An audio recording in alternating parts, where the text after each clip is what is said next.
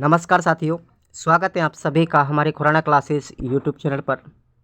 आज की इस क्लास में हम बात करेंगे हमारा जो द्वितीय प्रश्न पत्र है प्रथम वर्ष का शिक्षा के उद्देश्य ज्ञान एवं पाठ्यचर्या, उसका ये द्वितीय गैस मॉडल पेपर है साथियों। इससे पहले आपको एक करवाया है। इसका पूर्णांक आपको 70 नंबर का मिलेगा। इस पेपर का समय 3 घंटे का और 70 में से पास होने के लिए आपको 28 अंक की आवश्यकता होती है। तो चलिए शुरुआत करते हैं हम। और देखिएगा, आप लोग इन सभी मॉडल पेपरों को पूरा बारीकी से पढ़ना है। इन सभी में रट्टा लगा लेना है। इनके क्वेश्चनों को, इनके आंसरों को सबको बारीकी से पढ़ के और तब एग्ज़ाम देने जाना। कोई दिक्कत नहीं आएगी, अच्छी परसेंटेज भी बनेगी। क्वेश्चन है आपका, शिक्षा एक त्रिमुखी प्रक्रिया है, इसमें शामिल कौन सा तत्व नहीं है। तो ध्यान रखना, त्रिमुखी का मतलब होता है 3 तत्वों वाली प्रक्रिया। 3 तत्व कौन कौन से हैं उसके? एक तो है पाठ्यक्रम, विद्यार्थी और शिक्षक। ध्यान रखना, शिक्षक, विद्यार्थी, पाठ्यक्रम, ये तीनों ही तत्व हैं, परंतु कौन सा नहीं है? वैज्ञानिक शोध नहीं है। ऑप्शन आपका बी राइट हो जाएगा। क्वेश्चन नंबर 2 है, प्रकृति की ओर लौटो। प्रकृति की ओर लौटो, ये नारा किसने दिया था साथियों? आंसर आपका होगा रूसो ने। देखिए, 2 क्वेश्चन आपने, एक नारा और पढ़ा होगा, वेदों की ओर लौटो। बताओ ये किसने दिया था? वेदों की ओर लौटो ये किसने दिया था साथियों? इसके बारे में आप लोग कमेंट करके बताएंगे। और हम बता रहे हैं आपको, प्रकृति की ओर लौटो ये नारा दिया था साथियों रूसों ने। अगला क्वेश्चन है, अरविंद ने श्री माँ किसे कहा है? अच्छा क्वेश्चन है, श्री माँ के नाम से किसे जाना जाता है? सिस्टर निवेदिता को। ये सिस्टर निवेदिता और विवेकानंद की कहानी बड़ी अजीब है, आप लोगों ने सुन ली होगी हालांकि। तो ये सिस्टर जो निवेदिता है, ये वही है, इनको हम श्री माँ के नाम से भी जानते हैं। वैदिक परंपरा में ज्ञानार्जन की प्रक्रिया में प्रारंभिक सोपान कौन सा है? तो आपने देखा होगा, हमारे मानव जीवन में, हमारी संस्कृति के, वैदिक संस्कृति में 16 संस्कार होते हैं। उनमें से जो ज्ञानार्जन की बात करते हैं हम, तो देखिए ज्ञानार्जन की प्रक्रिया में पहला सोपान कौन सा है? आपको याद रखना है, उपनयन संस्कार।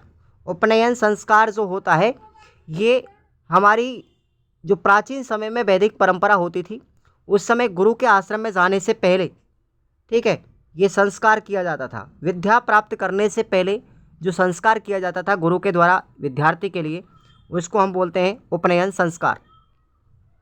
अन्नप्राशन का मतलब होता है बच्चा जब पहली बार भोजन का टुकड़ा ग्रहण करता है या अन्न ग्रहण करता है। और समापवर्तन का मतलब होता है साथियों, हमारी विद्या पूरी होने के बाद जो संस्कार किया जाता है उसको हम समापवर्तन संस्कार कहते हैं। और पहला कौन सा है? उपनयन।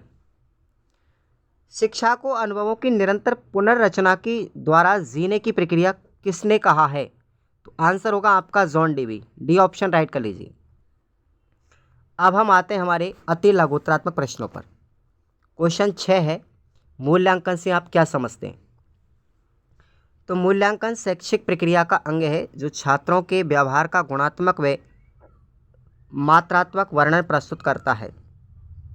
मूल्यांकन के द्वारा सीखने सिखाने की प्रक्रिया में निम्न क्रियाएं होती हैं, जैसे उद्देश्य, अधिगम, अनुभव, विद्यार्थी की जांच आदि। मूल्यांकन निर्णय लेने में मदद करता है। छात्रों के व्यक्तित्व के विभिन्न पक्षों का मापन ही मूल्यांकन कहलाता है। क्वेश्चन 7वां है, पाठ्यचर्या की प्रक्रिया के प्रमुख सोपान कौन कौन से हैं?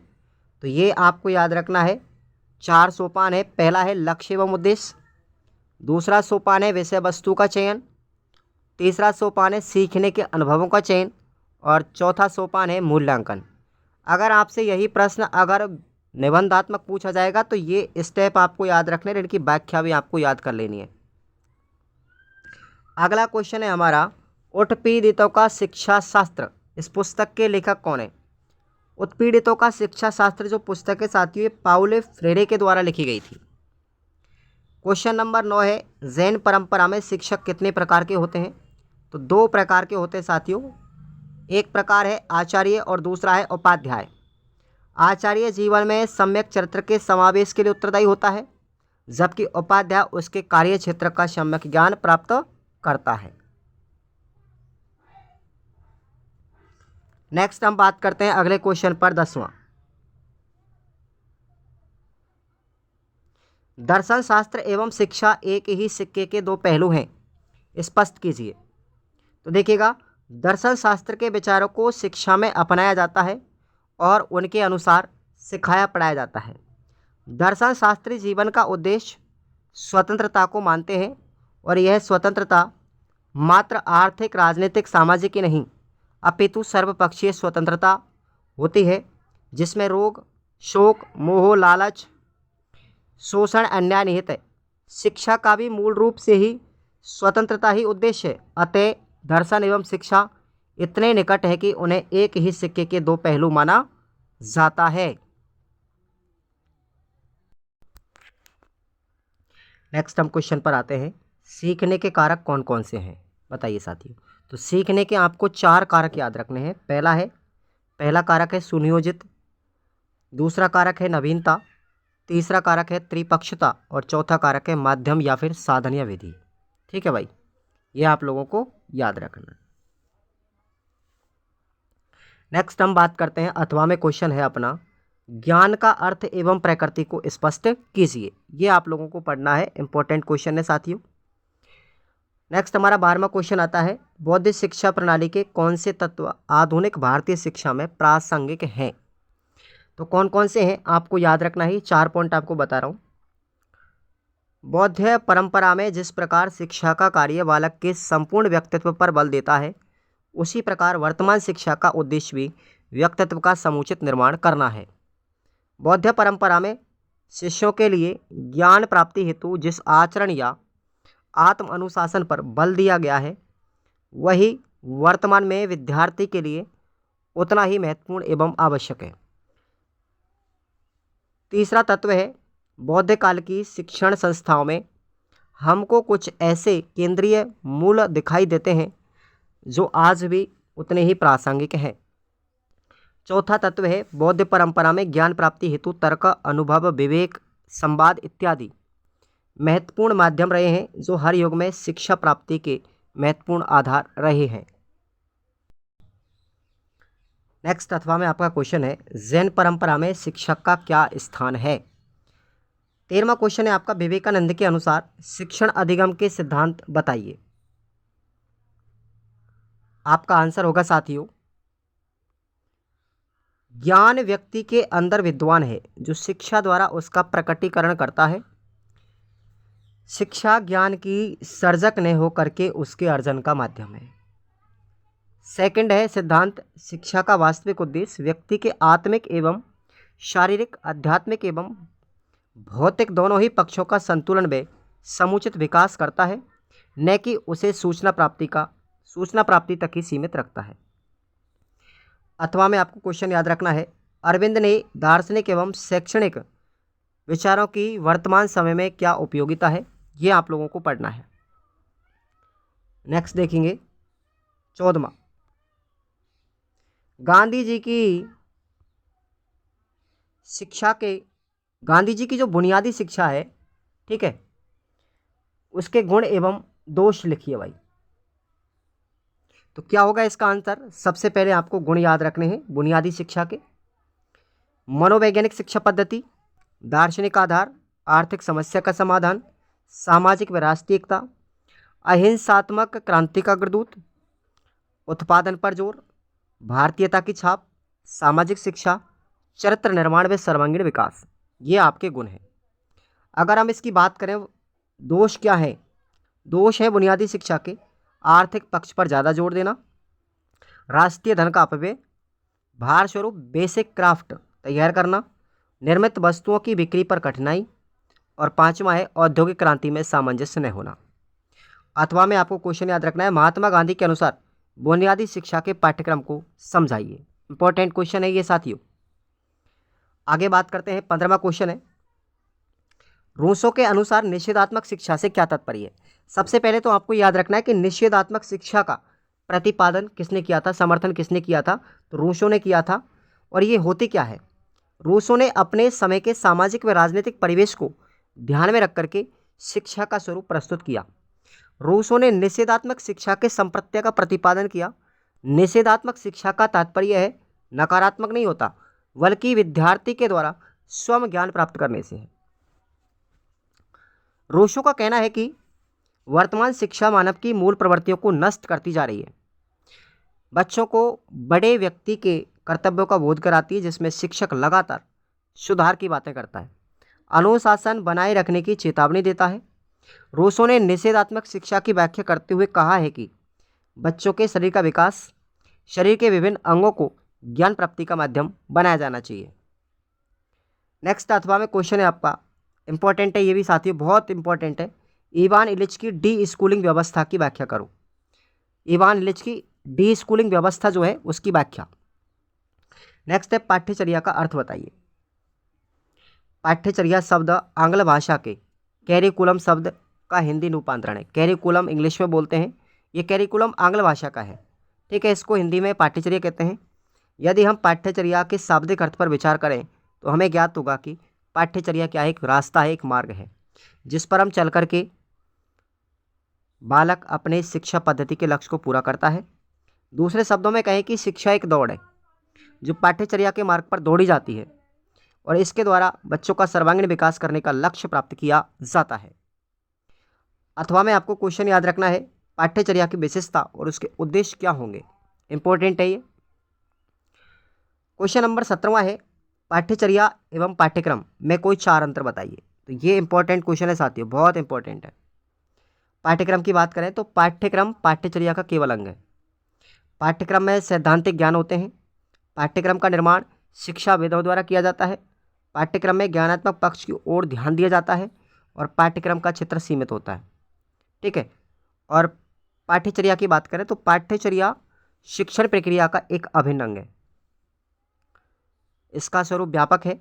पाठ्यचर्या का निर्माण अध्यापक स्वयं करता है। पाठ्यचर्या में छात्र के संतुलित व सर्वांगीण विकास पर ध्यान दिया जाता है और पाठ्यचर्या का क्षेत्र व्यापक होता है। तो यह आप लोग ध्यान रखेंगे।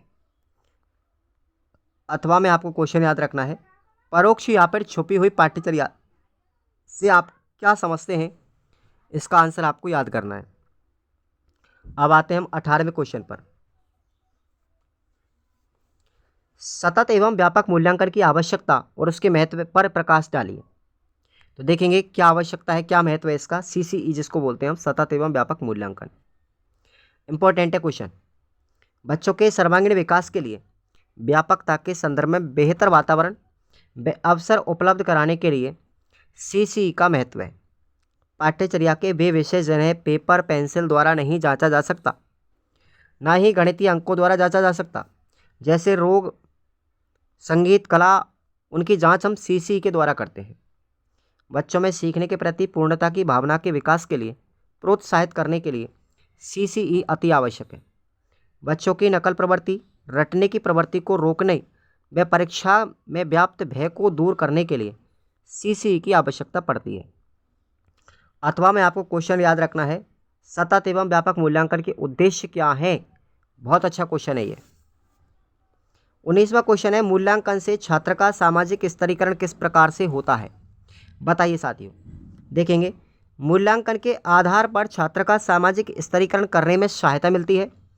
आजकल समाज में विद्यालय में प्रवेश लेते समय यह सरकारी नौकरी में जातिगत आरक्षण की व्यवस्था है। यदि समुचित मूल्यांकन किया जाता है तो मूल्यांकन परिणामों के आधार पर छात्र को अपनी सामाजिक स्थिति का लाभ प्राप्त हो जाता है।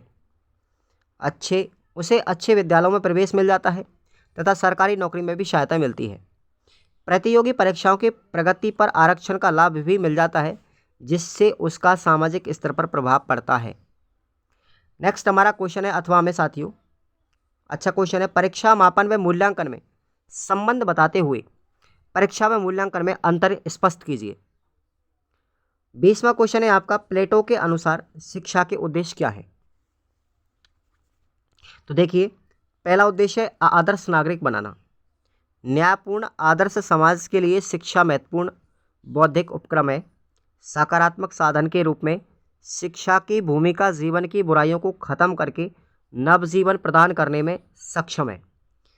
दूसरा उद्देश्य है मानसिक विकास करना। प्लेटो की मान्यता थी कि शिक्षा एक ऐसा प्रयास है जिसे मानसिक रोग का मानसिक औषधि द्वारा उपचार किया जाता है। और तीसरा उद्देश्य है नैतिकता का विकास। शिक्षा वह सांचा है जिसे व्यक्ति को नैतिक श्रेष्ठता के अनुकूल ढाला जा सकता है। और चौथा उद्देश्य है प्लेटो का सामाजिकता का विकास व आध्यात्मिकता का विकास भी शिक्षा के द्वारा ही किया जा सकता है। अथवा में इसके आपको क्वेश्चन याद रखना है साथियों, अरस्तु की शिक्षा योजना या फिर अरस्तु की शिक्षा स्वरूप के जो 3 भाग हैं या फिर जो 3 सोपान हैं उनकी आपको व्याख्या करनी है। अब आते हैं हमारे 21वें प्रश्न पर। आदर्शवाद की परिभाषा लिखते हुए इसके शिक्षा में क्या उद्देश्य हैं, लिखिए आप लोग। तो देखिए, आदर्शवाद प्राचीनतम विचारधारा है। पाश्चात्य देशों में आदर्शवाद का प्रसिद्ध दार्शनिक प्लेटो, अरस्तु व सुकरात ने किया। DM दत्ता के अनुसार, ये परिभाषा याद रखनी है, आदर्शवाद वह सिद्धांत है जो अंतिम सत्ता आध्यात्मिक मानता है। ये परिभाषा किसकी है? DM दत्ता की। शिक्षा में आदर्शवाद, देखिए आदर्शवाद के अनुसार शिक्षा आध्यात्मिक आवश्यकता है। शिक्षा के द्वारा मनुष्य की भौतिक प्रकृति को आध्यात्मिक प्रकृति में बदलना चाहिए। आदर्शवादी कहते हैं कि शिक्षा सर्वोत्तम है। उनकी मान्यता है कि सत्यम शिवम सुंदरम तथा धर्म के गुणों का रसस्वादन करना सिखाया जाता है। आदर्शवाद के अनुसार सांस्कृतिक गुण ही अंतिम व परम सत्य हैं। रस्क की परिभाषा के अनुसार शिक्षा को अपनी संस्कृति के द्वारा मनुष्य को अधिक से अधिक आध्यात्मिक संसार में प्रवेश करने की योग्यता प्रदान करनी चाहिए। सामान्यतः आदर्शवादी विचारधारा का शिक्षा के सभी अंगों पर गहरा प्रभाव पड़ा है, परंतु आदर्शवादियों ने शिक्षा के अन्य अंगों की अपेक्षा उद्देश्यों और लक्ष्यों पर अधिक बल दिया है। अब आदर्शवाद तथा शिक्षा के उद्देश्य। पहला है आत्मानुभूति, दूसरा है व्यक्तित्व का विकास, तीसरा है आध्यात्मिक मूल्यों की अनुभूति व उन्नति करना, चौथा है सांस्कृतिक विराम की रक्षा एवं बुद्धि, पांचवा है आध्यात्मिक मूल्यों की प्राप्ति, छठवां है पवित्र जीवन की प्राप्ति और सातवां है पूर्ण मनुष्य का विकास। इसके अथवा में आपको प्रश्न याद रखना है, यथार्थवाद से आप क्या समझते हैं?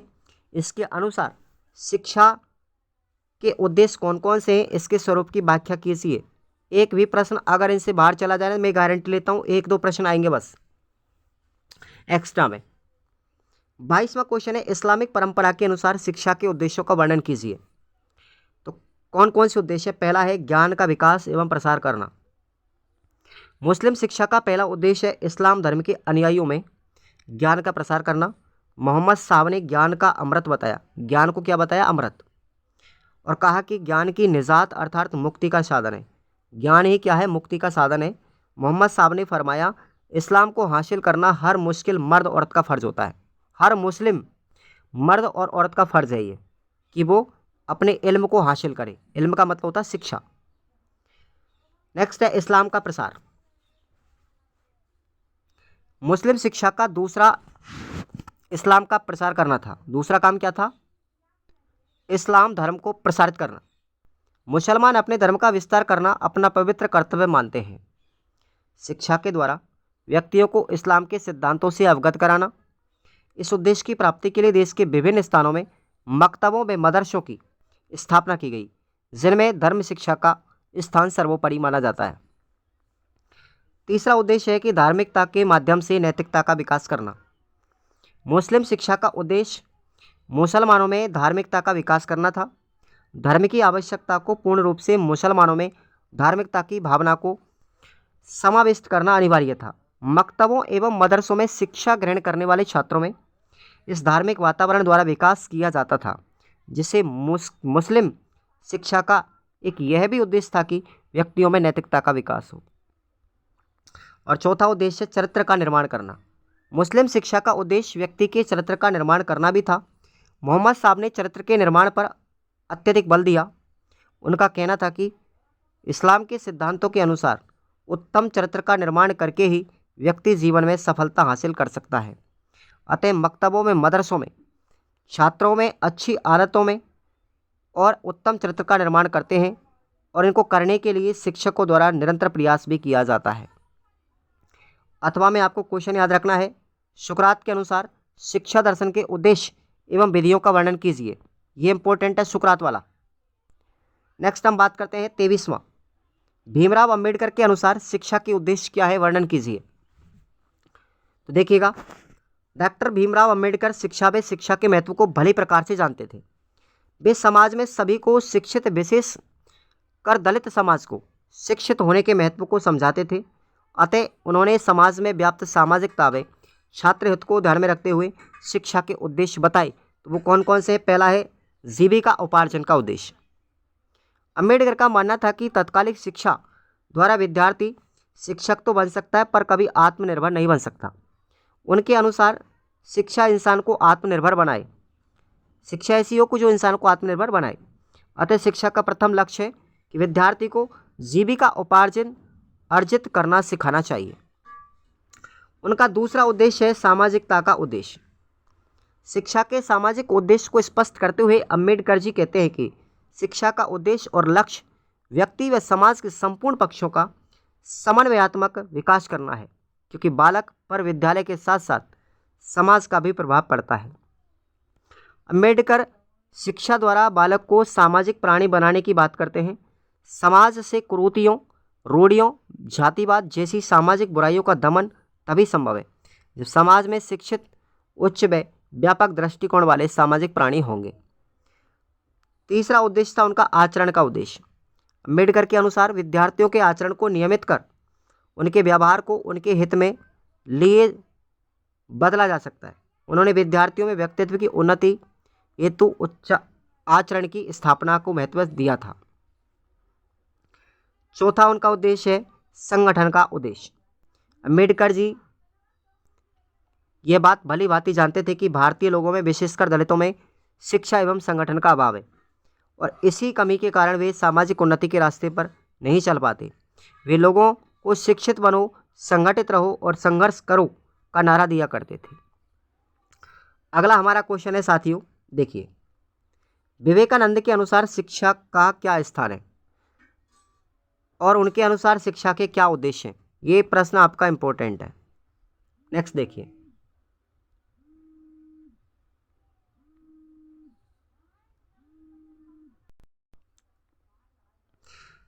चौबीसवां क्वेश्चन है, मनुष्यीकरण से आप क्या समझते हैं? पाठ्यक्रम के संबंध में पाउले फ्रेरे के क्या विचार थे? ये मनुष्यीकरण की जो व्याख्या की थी ये पाउले फ्रेरे ने की थी साथियों। तो अब सबसे पहले बात करेंगे मानुषिकीकरण होता क्या है। मानुषिकीकरण का तात्पर्य मनुष्य होने से है। यहां मनुष्य होने का मतलब है दूसरों के साथ और दुनिया के साथ संबंधों में जीना। यह तभी संभव है जब मनुष्य शिक्षा के द्वारा अपने आप को पहचानने, जिसके द्वारा वे अपनी क्षमता और स्वतंत्रता का आलोचनात्मक और सृजनात्मक रूप से उपयोग कर सके। पाउले फ्रेरे के अनुसार जो पाठ्यक्रम था वो क्या था? देखिए, फ्रेरे के अनुसार सीखने की प्रक्रिया विद्यार्थी के अपने अनुभव पर आधारित होनी चाहिए। पाठ्यक्रम में वही विषय वस्तुएं शामिल होनी चाहिए जो वर्तमान में तथा प्रत्यक्ष रूप से मौजूद हों। उनके अनुसार शांति शिक्षा, प्रौढ़ शिक्षा, राजनीति शास्त्र, इतिहास, नीति शास्त्र जैसे विषय पाठ्यक्रम में शामिल होने चाहिए। उपरोक्त योगदान के अतिरिक्त पाउले ने प्रौढ़ शिक्षा में काफ़ी योगदान दिया। उन्होंने प्रौढ़ों के प्रशिक्षण के लिए शिक्षण पद्धति का भी विकास किया। साक्षरता कार्यक्रम के तहत उन्होंने उत्पीड़ितों को उनके वर्तमान हालत के बारे में जानकारी दी कि किस प्रकार से उत्पीड़नकारी उन लोगों के अधिकारों का दमन कर रहे हैं, और उन्हें शिक्षा दी थी कि उन्हें शोषणकर्ताओं से मुक्ति दिला सकती है। शिक्षा क्या है कि वो शोषणकर्ताओं से मुक्ति दिला सकती है। पाउले की यह मुक्तिदायी क्रांति और अहिंसावादी क्रांति मानी जाती है। इसके अतिरिक्त पाउले फ्रेरे ने मनुष्यीकरण की प्रक्रिया के लिए शिक्षा को मुक्तिदायी प्रकृति माना या प्रक्रिया माना। उसके अनुसार यह तभी हो सकता है जब व्यक्ति अपने इस हालात के बारे में खुद जाने, उसे स्वयं को पहचानना होगा। यह प्रक्रिया फ्रेरे के द्वारा चेतना का ऊर्ध्वीकरण और विवेकीकरण भी कहा जाता है। इसके द्वारा उत्पीड़न की संरचनाएं उजागर भी होती हैं। अथवा में आपको याद रखना क्वेश्चन, मकारेंका को रूस की शिक्षा का जॉन डेवी क्यों कहा जाता है? इंपॉर्टेंट है साथियों, लगाइए इंपॉर्टेंट। मकारेंका को रूस की शिक्षा का जॉन डेवी क्यों कहा जाता है? रूस एक देश है, तो जॉन डेवी ने रूस के अंदर अपनी शिक्षा प्रणाली लागू की थी? तो मकारेंका ने भी अपनी शिक्षा प्रणाली लागू की। तो मकारेंका को रूस की शिक्षा का जॉन डीवी क्यों कहते हैं बताओ? ये आपको याद करना है। अगला क्वेश्चन है अंतिम 25वां। पाठ्यचर्या को प्रभावित करने वाले कारक कौन कौन से हैं? व्याख्या कीजिए। पहला कारक है राजनीति कारक। राजनीति लक्ष्यों, विषय वस्तु और सीखने के अनुभवों और शिक्षा में मूल्यांकन के तरीकों को निर्धारित एवं परिभाषित करती है। आमतौर पर पाठ्यक्रम सामग्री और उनकी व्याख्या राजनीतिक विचारों से बहुत प्रभावित होती है। कार्मिकों की भर्ती में राजनीतिक विचारों की भागीदारी भी होती है। दूसरा कारक है सामाजिक कारक। पाठ्यचर्या निर्माण में लक्ष्यों और उद्देश्यों को लेकर के समाज की अपनी अपेक्षाएं होती हैं जिन पर विचार किया जाना चाहिए। इसकी यह अपेक्षा होती है कि एक स्कूल प्रणाली द्वारा हमें कैसे व्यक्तित्व का निर्माण किया जाना चाहिए। भारत में विभिन्न धर्मों में संस्कृतियों के लोग रहते हैं, इसलिए पाठ्यचर्या निर्माण के दौरान विभिन्न पक्षों, धर्मों और संस्कृतियों के लिए विचार भी किया जाना चाहिए। तीसरा हमारा कारक है आर्थिक कारक। शिक्षा के संबंध में आर्थिक नियोजन का बहुत महत्व है। शिक्षा के वित्त पोषण का एक उद्देश्य मानव संसाधन का विकास एवं देश की आर्थिक दशा में सुधार हेतु योगदान करना है। इसलिए राष्ट्रीय पाठ्यचर्या को श्रम अर्थव्यवस्था की आवश्यकता के विषय में चिन्हित होना चाहिए। चौथा हमारा कारक है पर्यावरणीय कारक। समय के साथ लोग अपने पर्यावरण और प्राकृतिक संसाधनों के प्रति असंवेदनशील होते जा रहे हैं। इनका प्रभाव हवा, पानी और धरती पर पड़ा है। बढ़ती आबादी और तकनीकी ज्ञान ने पर्यावरण के लिए कई कठिनाइयां उपस्थित की हैं।